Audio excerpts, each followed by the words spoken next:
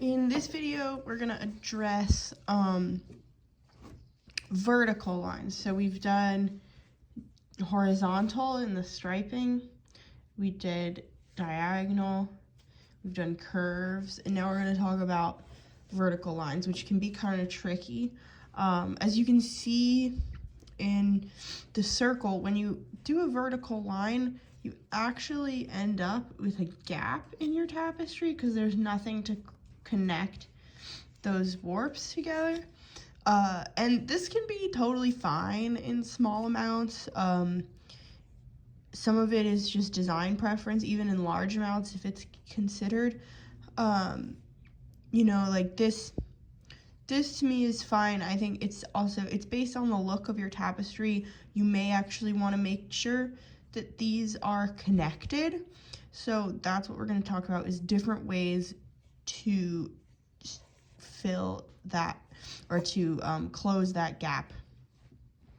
So we're going to talk about 3 methods of doing that. The first one is a triple dovetail, and it's quite simple. All that it is so how we're going to weave this is I'm going to weave halfway in one color and halfway in the other color. All of these techniques require some amount of working the yarn in tandem to different degrees. Some of them you can work for a while on one yarn and then pick up the other, and some you really have to work simultaneously. This one is a little bit, you can concentrate a little bit on one color at a time, which is nice. So I'm gonna put my green in and weave it until about the center and back. And I'm gonna actually do this, I'm gonna go for 6 rows, so I'll see 3 loops around that last warp.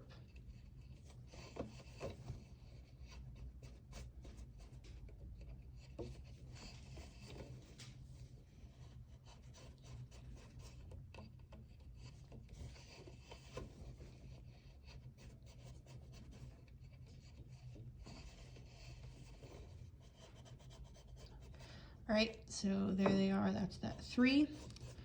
And now I'm gonna insert my white.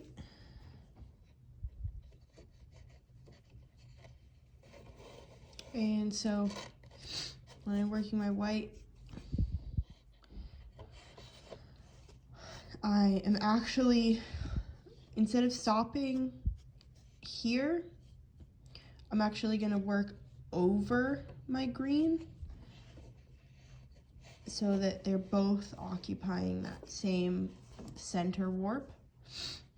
And I'm gonna pass it 6 times the same way.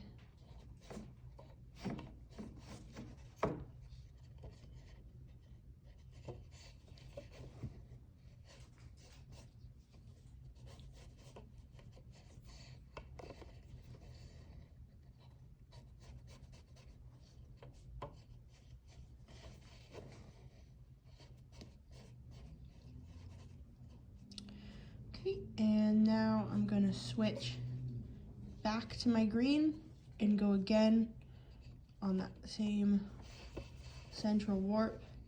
And so this connection is quite, I think, simple for the mind, which is an advantage. And it also creates what I think is a pretty beautiful edge. You know, it's quite pronounced though, so for certain things it may kind of mess with the visual effect, and for some things enhance it. If you're working on a very small shape, it can definitely mess with the read of the shape. Something larger, it will just kind of create a bit of a static on the edge, which I think looks quite interesting. The reason that we're actually going 3 at a time, it's a bit counterintuitive, but it's actually less likely to build up extra high on this middle one, since we're piling extra weft on this thread that's something we have to be conscious of. And the way that the yarn squishes when there's 3 on there is such that it creates, you can see here, this sort of triangle shape in which they kind of fit into each other really nicely and tend to not pile as much as if we were to alternate every 2 rows. That's a single dovetail, which is definitely a technique that you can use, but it's not a good idea to use it for too much space because it'll start to build up to the point that you're creating a mound. So this just helps to prevent that a little bit. It will still eventually cause a bit of that effect, but it prevents some of that from happening. But the single dovetail also is, you know, an advantage of that is it's a little less visually apparent if that's what you want.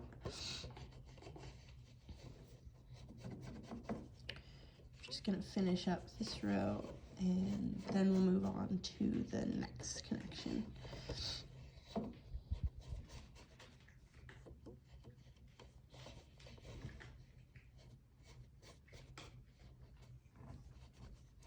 Alright, so that's the triple dovetail.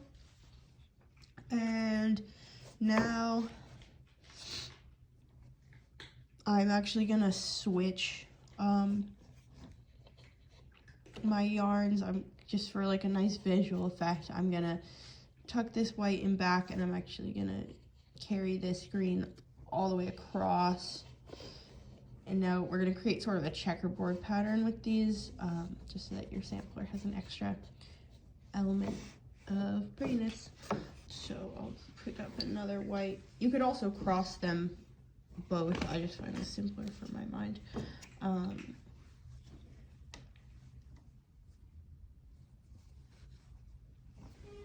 Pick up my white and insert it here. And so the next technique we're going to do is going to be, essentially the idea is that, so we've identified our central warp thread, and so now we're going to have each color take turns occupying that central warp thread while the other one gets backed up. So I know that sounds confusing when I say it, but I think it will make sense once I actually start doing it. So I'll start with the white coming up and going over that central thread, and the green this time will just come to meet it rather than coming over it the way we did in that first technique. Just gonna come right next to it and then back. Now I'm gonna work my green again because now I'm gonna come up and I'm gonna go over that central thread that white one occupied the last row of. And now I'll pick up my white and bring it just to meet the green. So you can see how it's sort of, what we're doing is we're just staggering back and forth. So now I go my white again, over the green, to the center.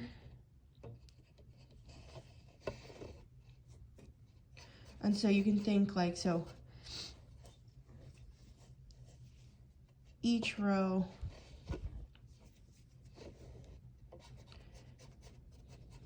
once you've gone over that central warp and then brought your other color to meet it and gone back, you've completed one row and now you're nice and even, right? And so now you can think again, okay, what color's turn is it to go on the center? It's green now, so we'll start a new row where we do that and come back.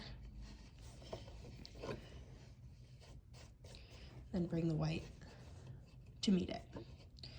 And this is a great technique because it does not have that issue of piling.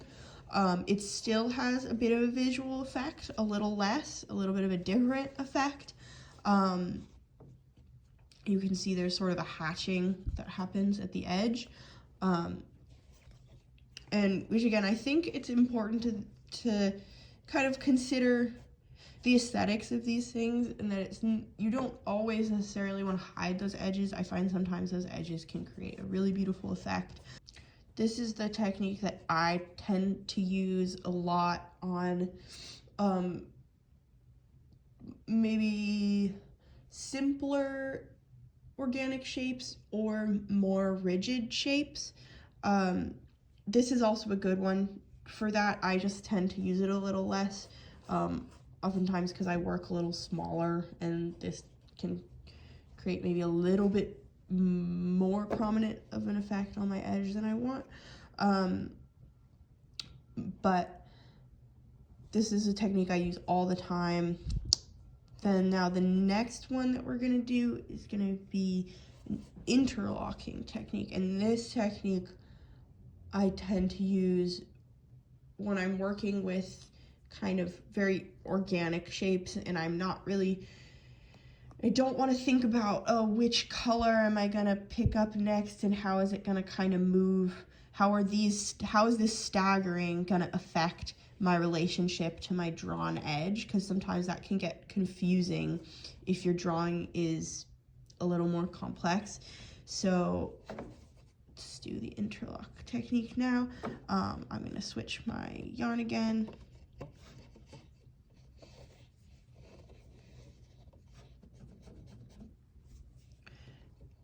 And again, as with the pick and pick, you should do a little bit more of these, go for a little longer than I am. I'm just trying to show you how to do it and then let you get to it.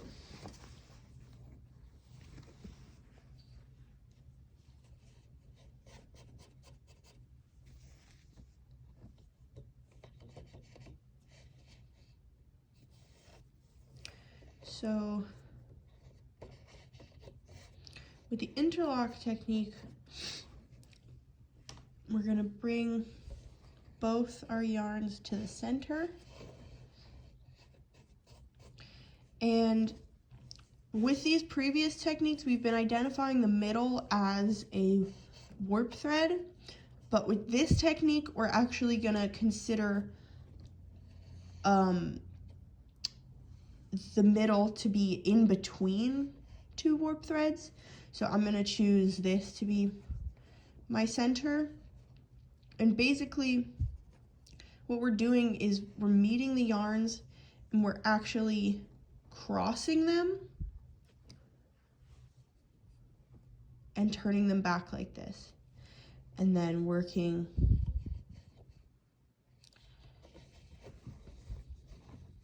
back again, and you can see how that keeps things nice and tight. And be careful here, you kind of want to feel out what your tension wants to be. You don't want it loose so that you're having a bulge in your fabric. You also don't want it too tight that now you're pulling all your warps together. So that can be a little tricky to figure out that tension. That's probably the hardest part about this technique. This technique does require you to change which yarn you're working with the most frequently, which can be sometimes a little bit harder to get in the zone when you're having to think, okay, I'm picking up this new one now. But like I said, it can actually be a little less complicated to think about if you're getting confused with that alternating, and understanding, where is that edge actually falling. So this one's very delineated, there's no hatching involved, it's just straight. And so another thing to think about with this that can be confusing is, when you come to the center, it looks like the center is this middle, right? Because you've gone under these two warps and now they're meeting here. But really remember that this warp thread here, it does belong to the green. It's just that the green is passing over it. So don't get confused there. This is the green's territory. So cross it, and yeah, so don't come back like that. remember, go under first.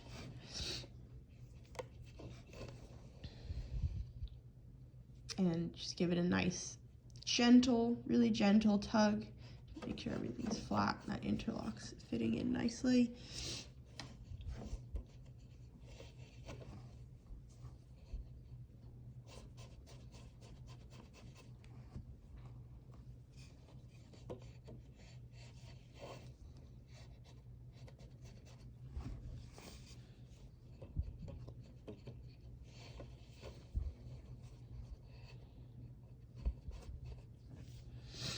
And it doesn't matter if you cross it this way or this way, because you're just creating, either way, you're creating that sort of chain link effect.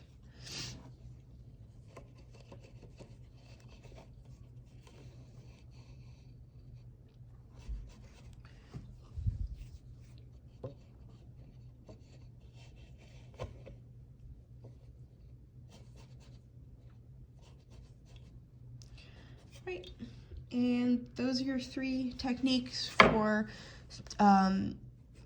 sewing up those gaps there. The other option that you have is actually to leave them, and then when you cut them off the loom, when you cut your piece off the loom, you can actually sew it together, and that can be a really invisible, nice way of meshing everything together. I personally like the effect of a woven connection. I think it's really beautiful. I also find it tedious once I finish my weaving.